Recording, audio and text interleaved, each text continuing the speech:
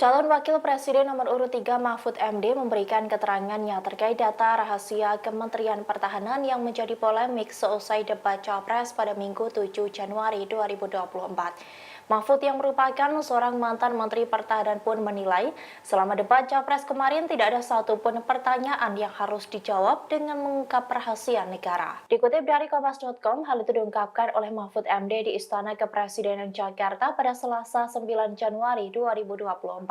Ia menegaskan dirinya mengetahui undang-undang terkait rahasia data negara. Sementara dari pertanyaan yang diajukan Anies dan Ganjar dalam debat Capres, menurut Mahfud tidak ada yang memerlukan jawaban sampai membuka rahasia negara. Mahfud MD mengatakan bahwa jawaban itu bisa dibuka di publik karena bukan soal strategi pertahanan, melainkan soal alutsista. Ia juga berkomentar soal ajakan Prabowo yang meminta berkomunikasi secara tertutup. Menurut Mahfud, ia menilai hal itu sebagai rembukan, bukan sebagai debat. Ia juga merespons penilaian Presiden Joko Widodo terkait jalannya debat ketiga Pilpres yang syarat dengan pertanyaan dengan motif serangan personal. Menurut Mahfud, ia tidak sependapat dengan penilaian Presiden.